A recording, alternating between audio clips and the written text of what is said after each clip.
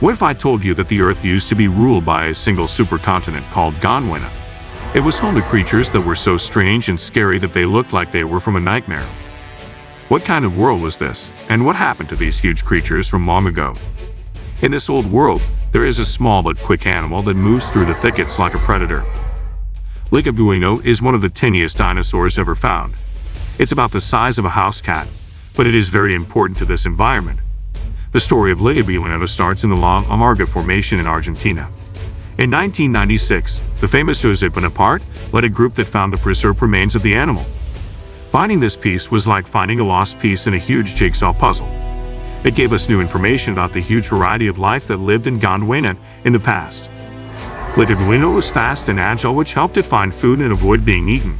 It was probably a skilled hunter, even though it was small. It probably ate bugs, small lizards, and sometimes even small dinosaurs.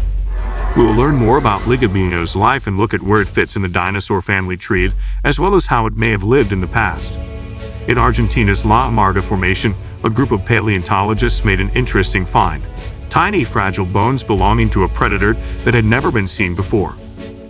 The name Ligabueino comes from Giancarlo Ligabue, an Italian paleontologist who was very interested in studying ancient life and made important contributions to the field.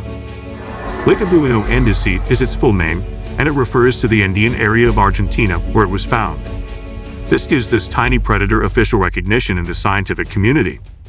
Ligabueino's small size is interesting for both how small it is and what it can tell us about its life. Fossils of vertebrate ribs and back legs give us a general idea of what it looked like, but many details are still a mystery. Scientists can learn more about this old creature by putting together pieces of bone. Ligabueino was only about 70 centimeters long, which is a little more than 2 feet. It was about the size of a normal house cat. It was built to survive, even though it was small. Its legs are long and thin, and its tail is long and thin to help it balance. This lets it move quickly and easily through its surroundings. It had small, sharp teeth that were great for grabbing and tearing apart small food. Its hands were probably equipped with sharp claws for digging and grasping. No one knows for sure what shape its head was, but it was likely narrow and long, like the skulls of other small theropods. Ligabueino probably had good eyesight and a strong sense of smell, which are both very important for a small hunter. Ligabueino's small size helped it survive in the huge world of Gondwana, which was full of huge herbivores and scary hunters. It was able to easily avoid being eaten by bigger animals and did well in a crowded, dense environment, showing that even the smallest animals can be very important to their ecosystem. We now have a better idea of what Ligabueino might have looked like. In the next part, we'll look at how Ligabueino fits into its group and how it evolved, which will help you figure out how it managed to stay alive in a world full of giants. Ligabueino's place in the big picture of dinosaur development helps us understand its greater importance. When it was first found, it was hard for paleontologists to figure out where it fit in the family tree of dinosaurs. Dinosaurs are put into groups based on their physical traits and how they evolved. But it was hard to put Ligabueino into a group because its fossils were missing and it was not very big. Scientists carefully studied Ligabueino and put it in the clade Abelisauridae. This is a group of theropods that were mostly small to medium-sized hunters that lived in the southern hemisphere. Animals in this clade have unique traits like short arms and strong legs, and some have horn-like crests or roughened heads. Ligabueino is in the genus Abelisauridae, and it is in the family Dinosauridae, which has other small, quick hunters.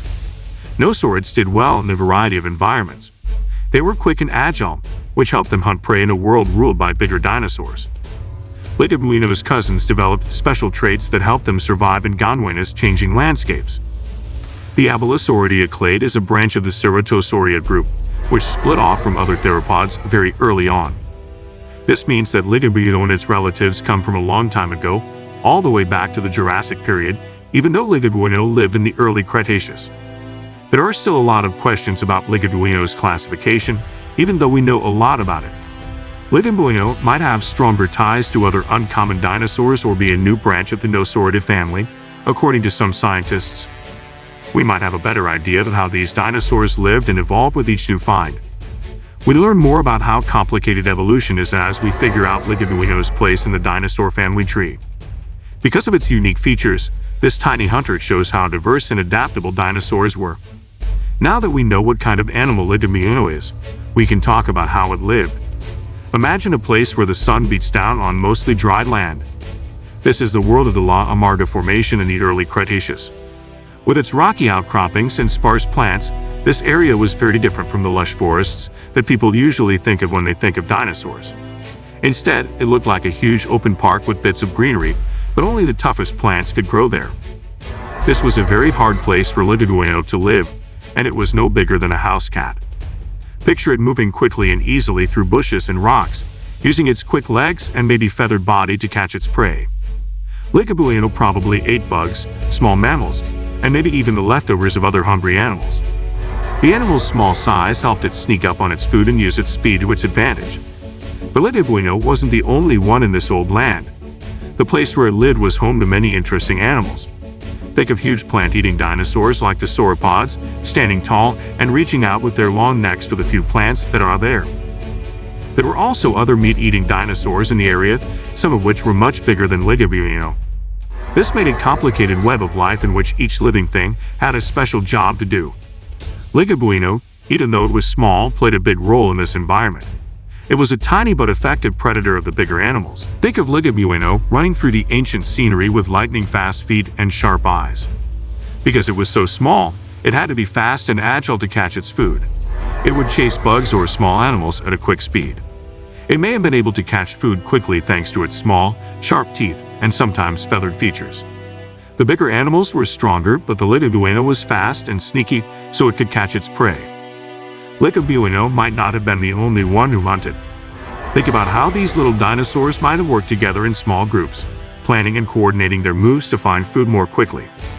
Maybe they were sneaky and hid in plain sight while they waited for the right time to attack. In their difficult surroundings, hunting would have been more successful if they had worked together or been more careful. Ligabueino would start its day early in the morning when the sun was still warm and the land was still mostly dry. It might hop from the patch of grass looking for bugs or other small animals to eat. It would keep an eye out for predators and rivals all day. As night fell, Ligabueino might hide in rocks or bushes to avoid being attacked by bigger animals that lived on the land. Every day it was a mix of hunting, gathering food, and staying alert, making the most of its small but quick body in a dangerous land. Imagine that every fossil find adds to the puzzle of how the Earth's history was put together. Fossils from Ligabueino are very helpful for paleontologists to learn about the different kinds of life that lived in the early Cretaceous. Even though these fossils are very small and broken up, they tell us a lot about the small predators that used to live on land. They show that even the tiniest dinosaurs played important parts in their ecosystems, doing things that bigger animals couldn't. Ligabueino's bones are very important for figuring out how different dinosaurs lived, hunted, and communicated in the past. As scientists learn more about these tiny skeletons, the story of Ligabueino keeps being added to. Soon, new methods and findings may help us learn more about its family and its role in the evolution of dinosaurs. Each discovery helps us learn more about these old creatures' lives and how they changed over time. Ligabueino's story will always be interesting because scientists are always trying to learn more about this interesting dinosaur. Let's go back and read about Ligabueino again. He was a small dinosaur friend from the early Cretaceous.